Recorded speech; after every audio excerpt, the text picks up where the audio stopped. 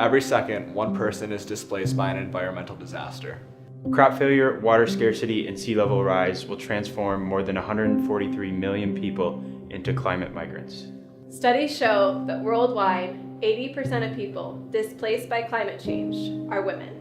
71% of African Americans live in counties in violation of EPA air quality standards. The residents of Flint, Michigan still do not have access to clean water. Sustainability is about understanding the value of the future and the permanence of our actions now. So when I think about sustainability, I think about how we have a responsibility to take action now to protect and preserve the environment for tomorrow. So climate change is that change in long-term weather patterns. It kind of increases extreme weather events, such as like hurricanes, the ones that happened last fall in like the Carolinas, things like that. But then again, also here in Cincinnati, more locally, more rain, more heat in the summer especially.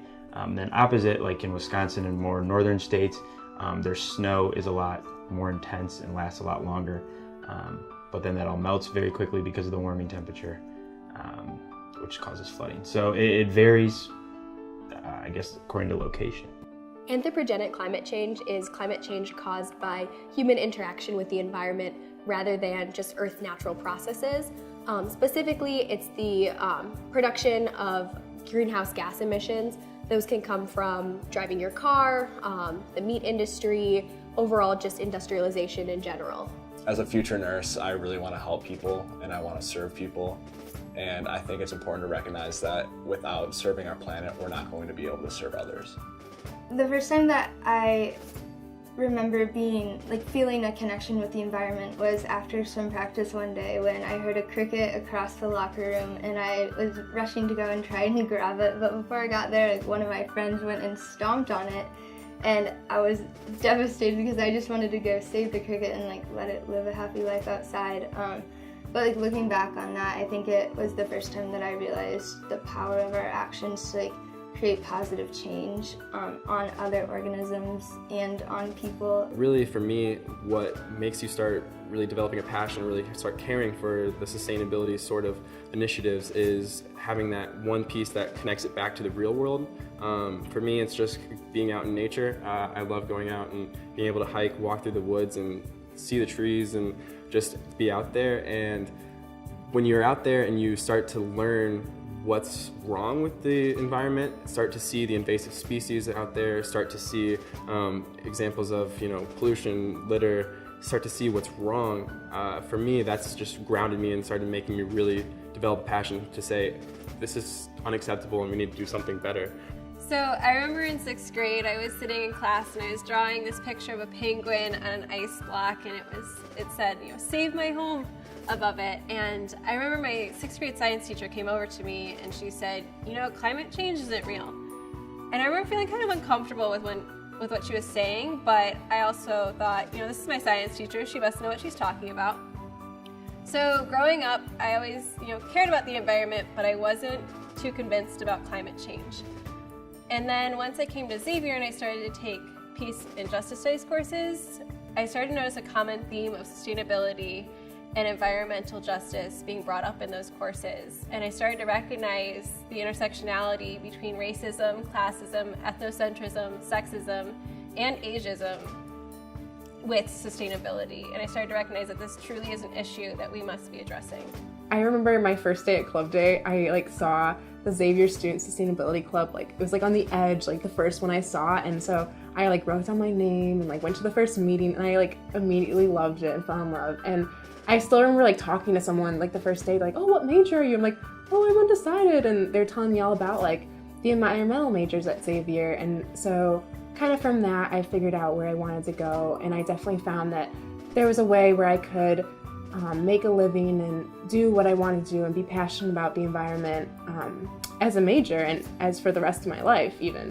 One moment that really impacted my life on sustainability was while I was on an alternative breaks trip this year in Catalina Island.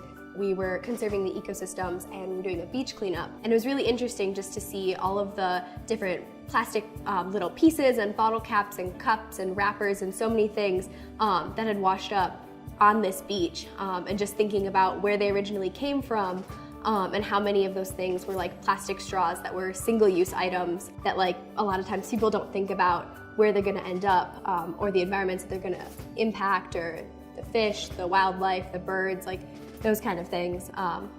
Just like seeing that is really impactful, and it's made me want to pursue a career in sustainability. I grew up in an area with a lot of green spaces and parks, so that as a kid I spent a lot of time outside. Now, knowing how important that is to have that time outside as a kid growing up, I recognize the importance of preserving those spaces for not only kids growing up, but also for communities to have a space to gather. I wish that more people came to understand that sustainability and developing a just relationship between ourselves and the earth is no longer an option, but truly a necessity for our survival. I would argue that climate change is one of the most pressing social justice issues of our generation. So, what as a Jesuit university are we doing to address this growing issue? Xavier's made a number of commitments to sustainability, probably the largest of those being on the academic side. They've really done a great job of having a number of sustainability majors here on campus, spreading from the economic side of things all the way to a little bit more of the agricultural side of things with the land majors. And there's so many opportunities here in Cincinnati that we are able to leverage. There's a lot of resources that Xavier's really well connected with and really helps to get their students out there and connected with those resources through internships, other sorts of opportunities. They do a great job of bringing speakers on campus to talk about sustainability and talk about different issues, especially on the environmental justice side of things. So there's a lot of great movement and a lot of great work that we've done in that space. But those commitments are only half the battle. There's another whole aspect of it, which is trying to make campus more sustainable. So in terms of sustainability goals, Xavier is meeting their goals with the academic programs. In terms of facilities, no, they're not meeting their goals. We build our buildings to LEED certification, which is like a sustainability standard when it comes to building design. But there's no way to actually track it since we don't pay for the certification. So we could be kind of not using the buildings in the most efficient way, as well as there's no renewable energy on campus outside of the geothermal kind of aspect of the chapel, which is such a small location that it doesn't really provide that edge that would be nice to have on campus. College is a time in which individuals change their perspective and learn about how they will positively impact the world as future scientists, leaders, politicians, and teachers. But it's also a time in which individuals learn about themselves and how they are connected with the rest of the earth and how positive change can be created through community. Whether or not you believe in climate change or climate injustice, it's necessary to recognize that forests are being destroyed, mountaintops are being removed, and our waterways and air is being contaminated. We need to start making positive change here on campus and in our community. So climate change impacts marginalized people and communities more significantly, and generally these populations are least responsible for climate change. So they are dealing with the effects of environmental destruction and extreme weather patterns more than those who are truly contributing to climate change. In terms of sustainability, I think Xavier really could benefit from having a green fee. A green fee would be an optional student fee that if you don't agree with it or anything like that, you can opt out of it. You don't have to worry about it. But that will go towards internship pay, research grants for students and faculty. And it's really a way to get the community more involved. This could be managed by a sustainability director if we had one. We've been without a sustainability director for about 4 years now, and without that position there, we really have a lack of coordination between the sustainability efforts on campus.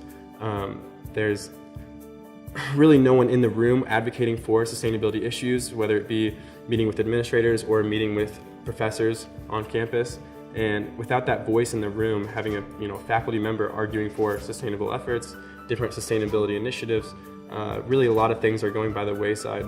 There's a lot of great opportunities here in Cincinnati that we can take advantage of, but without having a sustainability director, someone full-time to be going out and meeting with these partners, someone going out and trying to better our relationships with these partners, we're missing out on a lot of great opportunities that Xavier could be taking advantage of.